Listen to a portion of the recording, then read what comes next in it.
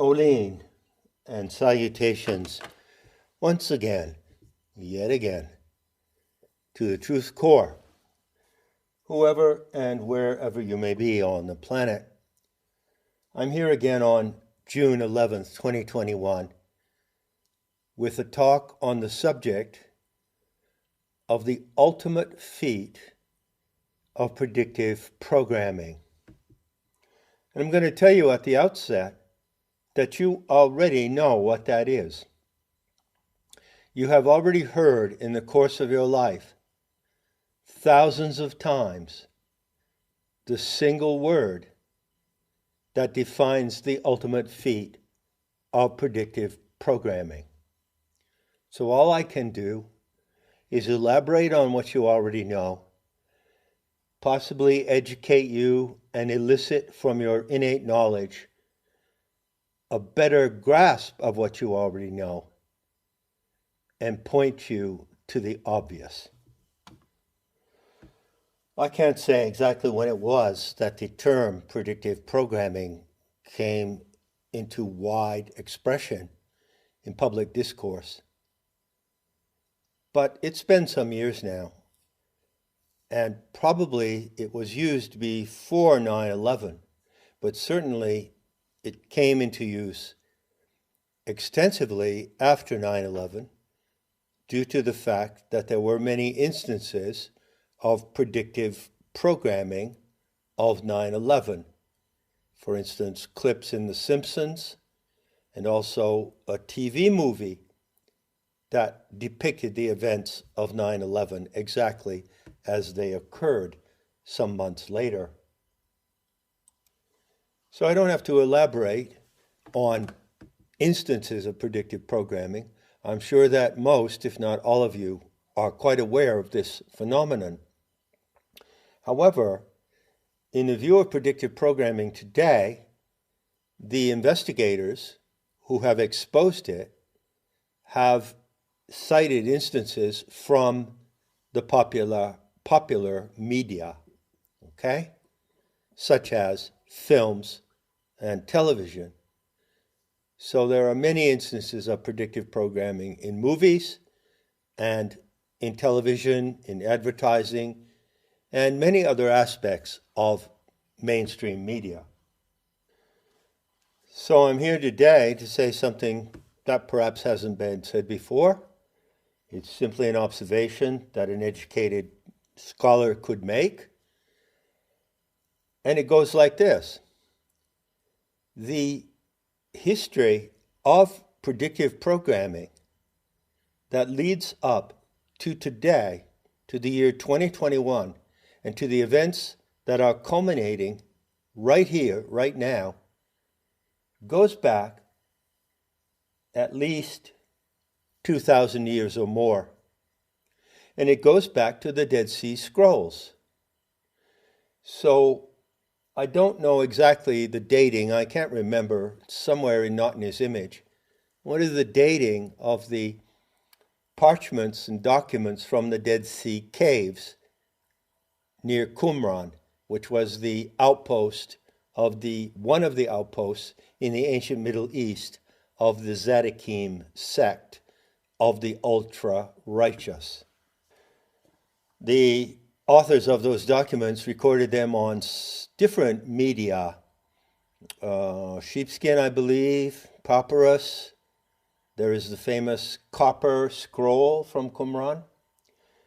And I'm guessing that they have all more or less been dated to the dawn of the so-called Piscean age. That is the age when the vernal point, the location of the sun at the spring equinox each year, shifted from the constellation of the Ram, called Aries in astrological jargon, to the constellation of the Fishes. Well, I have dated that event closely to 120 BCE, 120 years before the inception of the Christian calendar. But if you want to give it a little margin, you can say between 180 and 120 BCE. And those dates correspond to significant historical events, most important of all being the Maccabean revolt in Palestine. So the Maccabean revolt was an event of insurgency against the Roman Empire directed by the Zadokine cult, who at that moment in time wanted to overcome the power of the Roman Empire in that particular part of the world and establish a Jewish theocracy, if you'll pardon my language. All of that is well known, massively documented, and all conventional academics and scholars of ancient religion, and in particular scholars of Hebrew religion, confirm those events. They all refer to those events for which there is ample evidence. I bring your attention to those documents in the heritage of that religion, which is unique to that ethnic group, and unique in the world, in fact, written in a Semitic language. I refer you to the tradition preceding the revolt of the Maccabees, which is called the prophetic legacy of that particular religion. So you have the prophecies and visions of Daniel, of Ezekiel, and others. That is a fact that there is an extensive field of alternative research that has investigated these biblical documents and interpreted them in the framework of the ET UFO phenomenon. That genre is called biblical ufology. I mentioned in the previous talk that I read 120 or so books on the UFO phenomenon previous to writing Not in His Image. And I would say that probably 8 or 10 of those books were specifically dedicated to biblical ufology. Now, one of the most famous books in the genre was Chariots of the Gods by Erich von Däniken. And in von Däniken's script, he postulated that humanity on Earth had been visited by extraterrestrials in previous times, and the record of these visits was contained in many ancient documents, not only the Sumerian cuneiform materials, but also the documents of the Old Testament, the books of Ezekiel, Daniel, and so forth. So although von Däniken was not specifically in the genre of biblical ufology, his work interfaces with the works in that genre. I can tell you with confidence that the master document of biblical ufology is the War Scroll from the Dead Sea.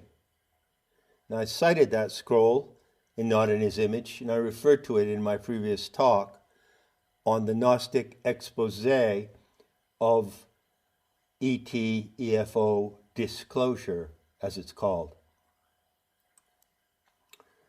I'll take just a moment to reiterate the main proposition or takeaway of that talk. I said that there are two general narratives of alien intervention. In one, the aliens are an advanced civilization with benevolent intentions toward humanity and the earth. In the other, they are malevolent. They have the motive to attack the earth with their superior weaponry and to destroy humanity, or perhaps enslave humanity, combination of the two. The second narrative assumes that they have the technology to destroy humanity, and that technology has already been previewed in the events of history in the 21st century on 9/11. directed energy weapons, which are, without question, the most advanced destructive weapons in possession of the human races. And that is a proven fact. Whereas, just as a footnote, I might add that the narrative about atomic energy is deceitful. So there really is no such thing as atomic energy. There really never were atomic bombs as such. That claim has been effectively debunked by a number of people. But you can't debunk DEWs. The evidence was there in a scene in downtown New York in the destruction of not 2 only, not 3 only, but 7 buildings.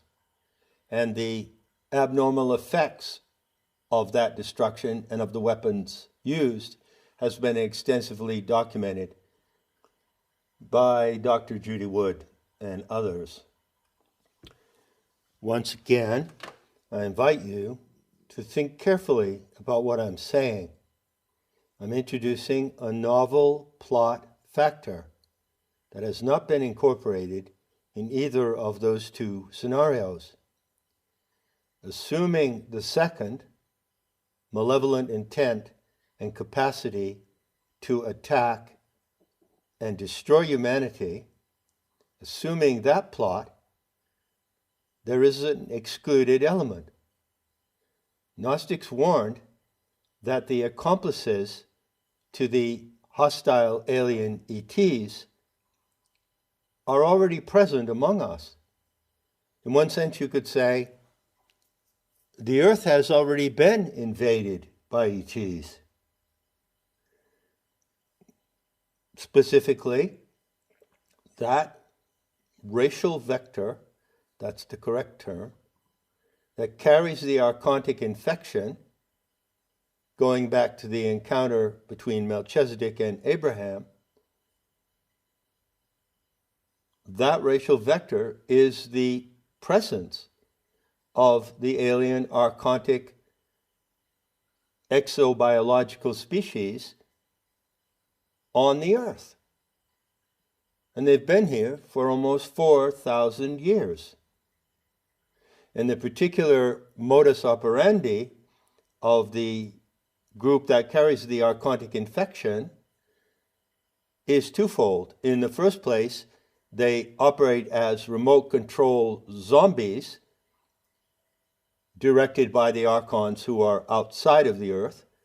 And secondly, through their ideology of race supremacy, they implement a program over many centuries to subvert, pervert, and disempower all the other races on the Earth in preparation for the final triumph of the alien predators. You can call them predators. They're not predators like the cheetah or the falcon or the owl, raptors, birds who prey on rodents.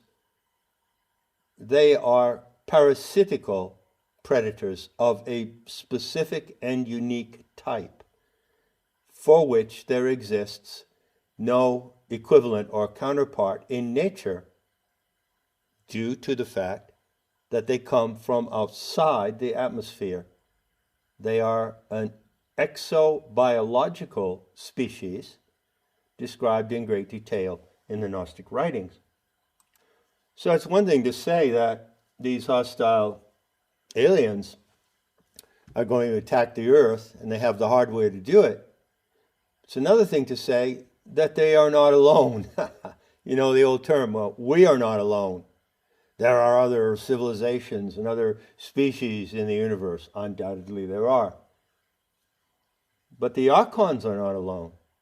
They have their human accomplices, seemingly human. Fact is that the racial vector who received the archonic infection became, in the course of centuries, through their inbreeding, less and less human. And it's also a fact that some of the leading ideologues of the Zadokim program openly announce that they are alien. They add the twist that they are an alien superspecies. Why do they think they're an alien superspecies? How can they come out openly and even say that? That happens due to the fact that their neuronal circuits have been captured by the alien mind force of the archons. And so they are in fact alien to us. They are alien to all the other races. They are exactly what they say they are, an alien master race. At least that's what they would like to ultimately prove that they are. We are living today in the moments after the solar eclipse of June 10th, at that exact moment in history, unlike any other, when they are poised to prove that. But they have predictively programmed the ultimate act of their game over many, many centuries until now. It took many centuries to infiltrate and undermine and confuse human intelligence to the point where they could pull off their final act, their end game. And that moment is now. No need to wait. You are living in that moment right now. So what is the name? What is that one word? The perfect and complete label for the ultimate feat of predictive programming? Apocalypse. The apocalypse of the Zadokim has been predictively programmed for over 2,000 years. And the master script is the war scroll from Qumran. That is an irrefutable fact. The evidence is there. You can investigate it yourself. But I do advise you to read those chapters in the first part of Not in His Image, where I lay all of that out in a cogent way, that is to say, as concisely as I can. Having said that, let's return to the event of the moment. What's happening now and what's been brewing over the last couple of months in the global media? Well, I would say that the plot is boiling over. And the plot is the plot of an ultimate alien attack. So the Dead Sea Scrolls, particularly the Thanksgiving hymn, describe this attack. It was anticipated. But the beauty and power of the Gnostic intel warns you, it gives you a preemptive warning of the nature of this attack and how to face it when it happens.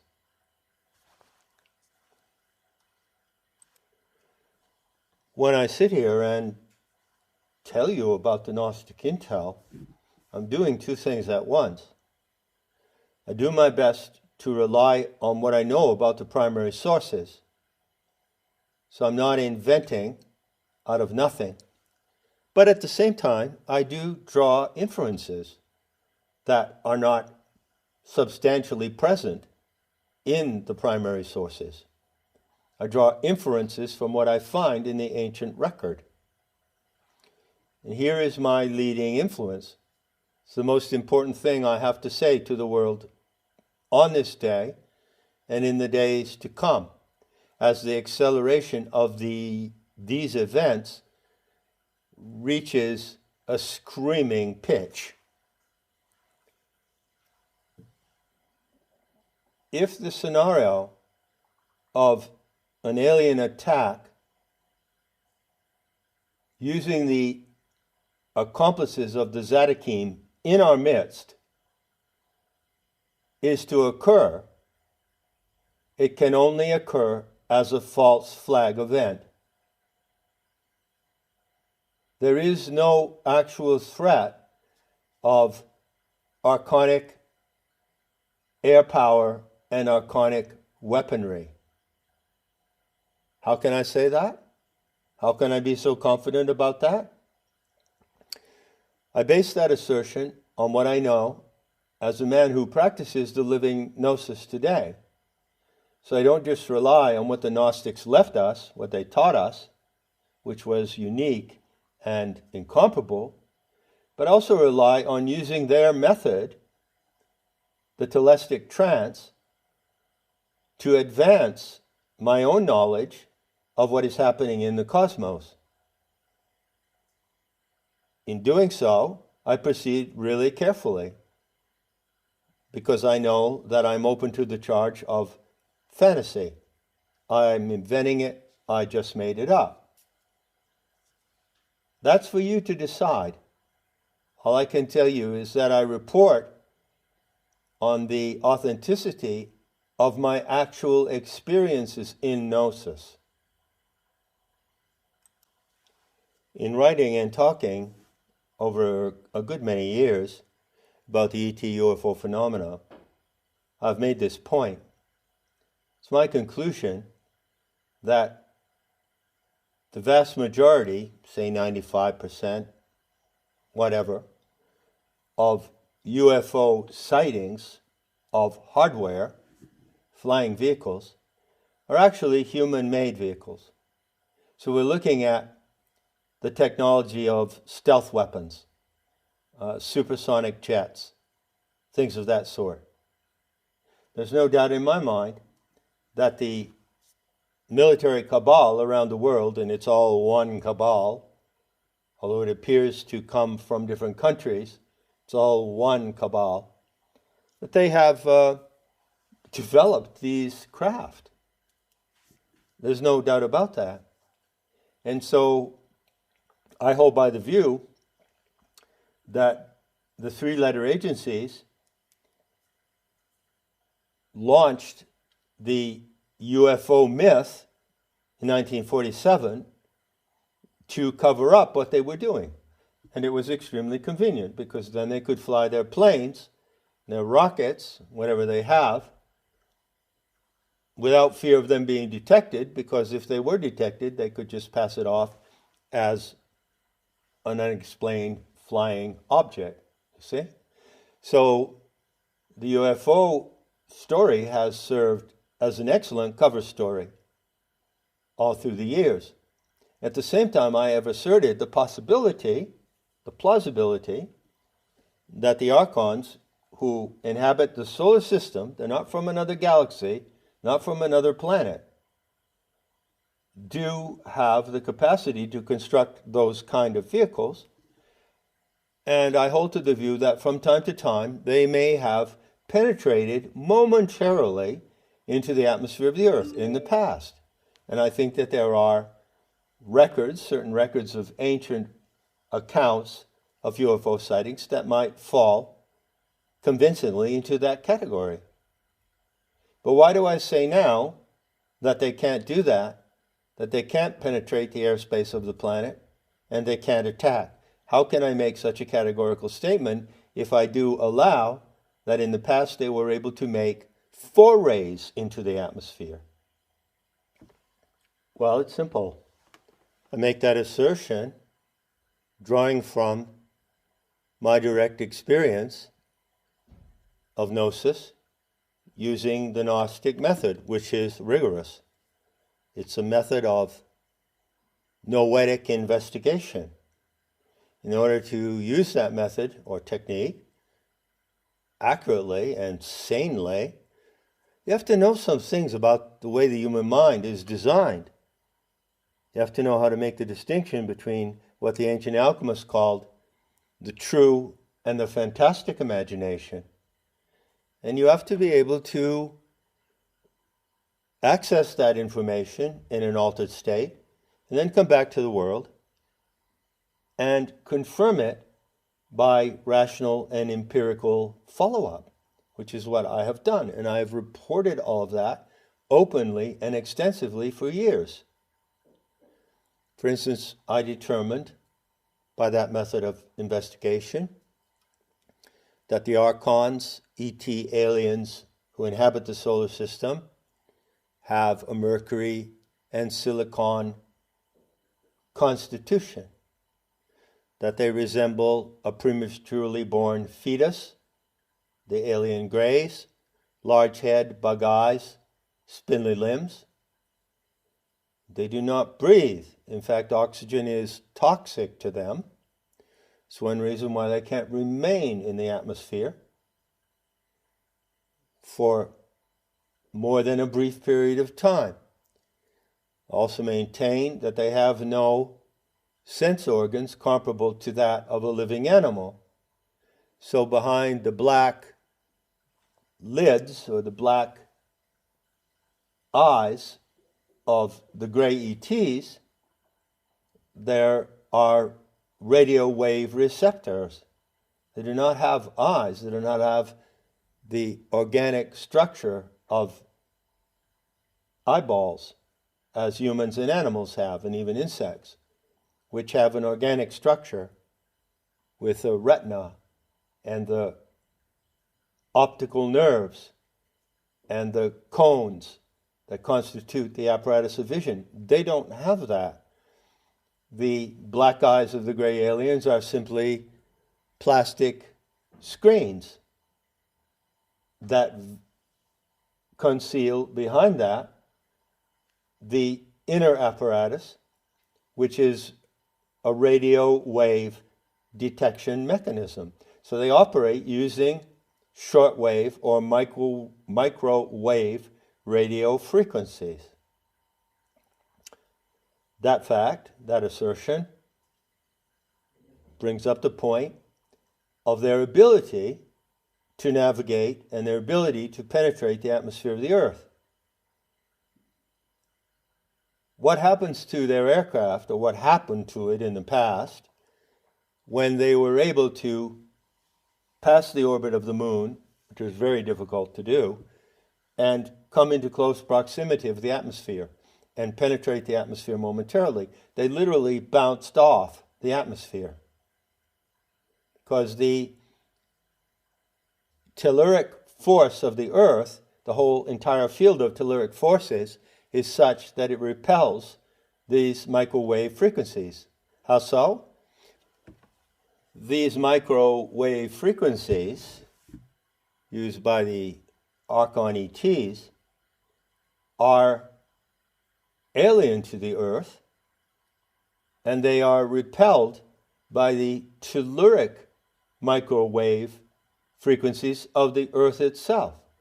So in Planetary Tantra, you learn that the living Earth emanates a field or spectrum of 16 discrete frequencies that are below 24 hertz. And we as living animals respond and operate subliminally on those frequencies. And the Divine Mother, the Aeonic Mother, Sophia, communicates to us on those frequencies, which provide a medium for both receiving her transmissions and transmitting to her. All of that is part of the magnificent dynamic of the energetic spectrum of the Earth.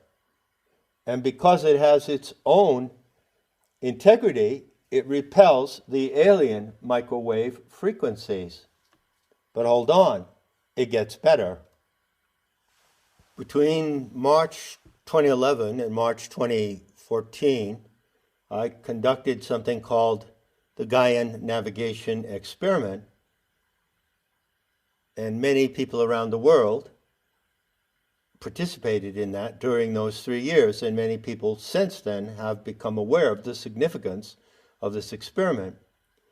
What I did in those 3 years was to meticulously track the intelligence and intentions of the living Earth to reset this experiment to its initial ideal conditions and to ultimately overcome the archonic intrusion, which is the anomaly from which this experiment on Earth with the human species and the spectrum of races has suffered due to events that are described in the fallen goddess scenario. So Sophia's correction began in March 2014 after a 3-year reset process. And I've documented this in over 140 talks and thousands of pages of text. If you would care to learn about that experiment and share with those today who are pursuing it, following the developments that have unfolded since reset, you'll find it on Nematta in Vocation 15 on the Gaian Navigation Experiment. So,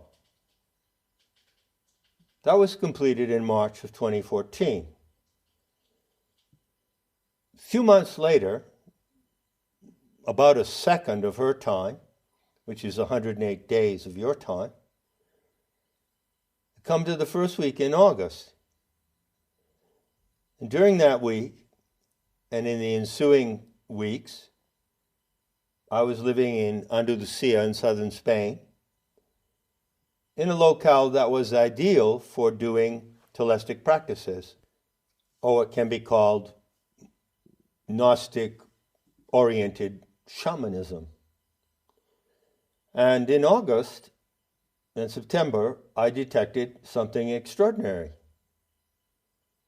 due to the fact that I can read those telluric frequencies in that 16-band spectrum, and so can others as well. I detected that for a period of 25 days, I think it was, there was an emission of UTI, which is unpulsed telluric infrasound. Then there was a 5-day break, and going into September, there was another 18-day blast of UTI. So I detected these two events, because that's what I can do. And, of course, I wondered, what was all that about? And it turned out that not long afterwards, in early November, reports appeared in the media that astrophysicists and atmospheric scientists had detected a completely bizarre event.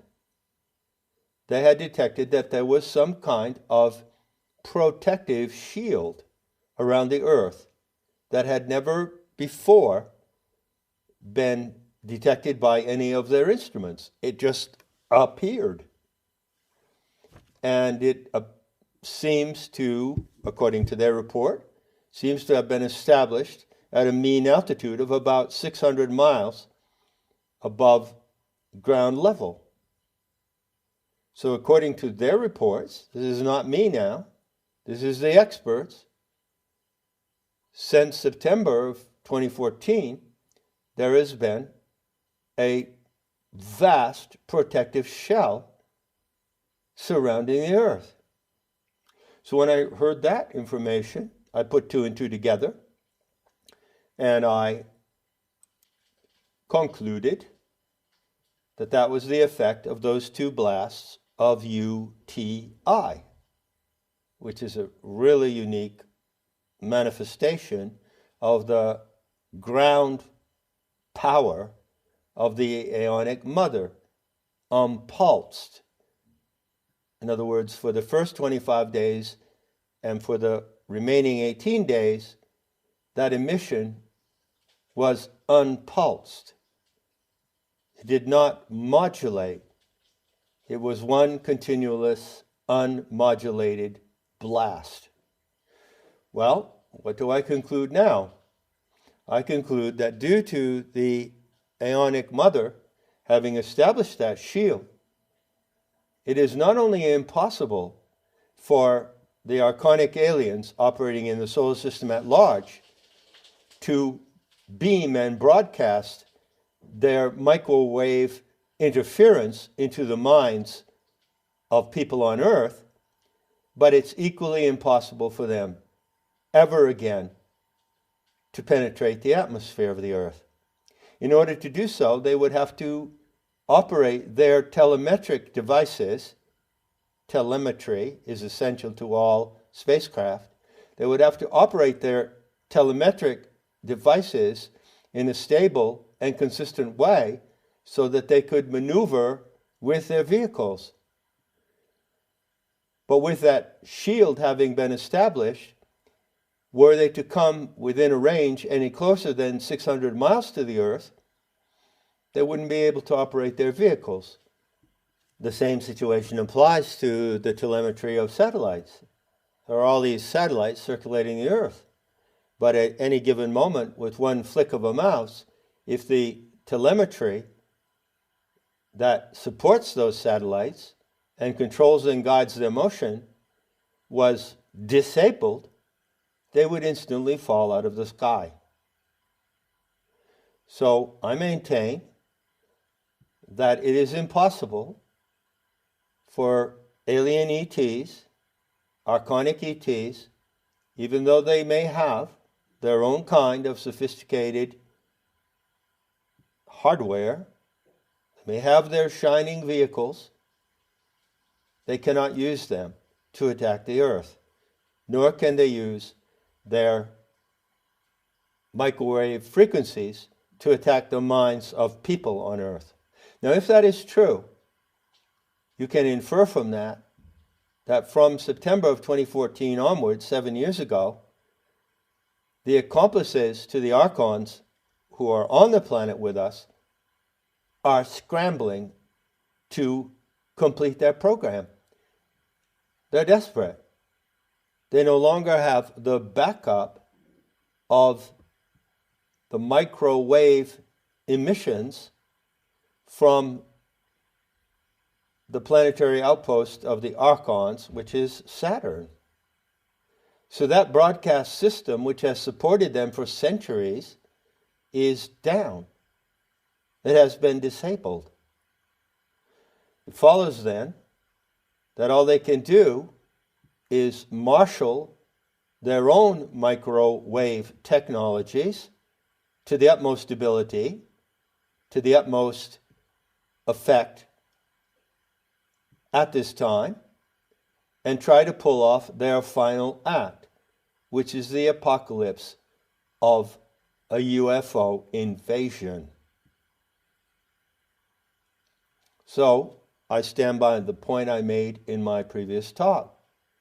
That apocalypse could happen. But were it to happen, were they to pull it off or attempt to pull it off in the immediate future,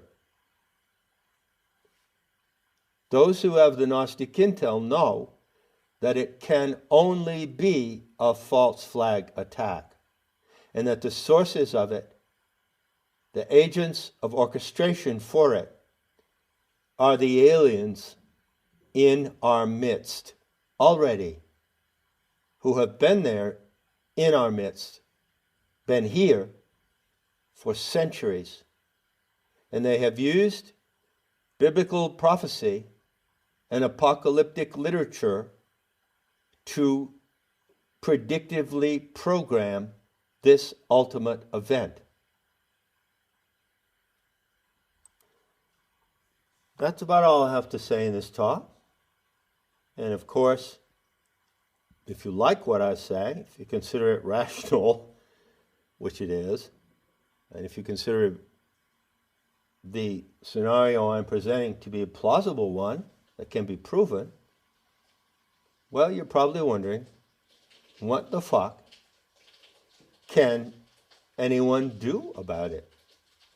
What kind of counter-offense is possible? You know, it's not just enough to know this, although it is essential to know this.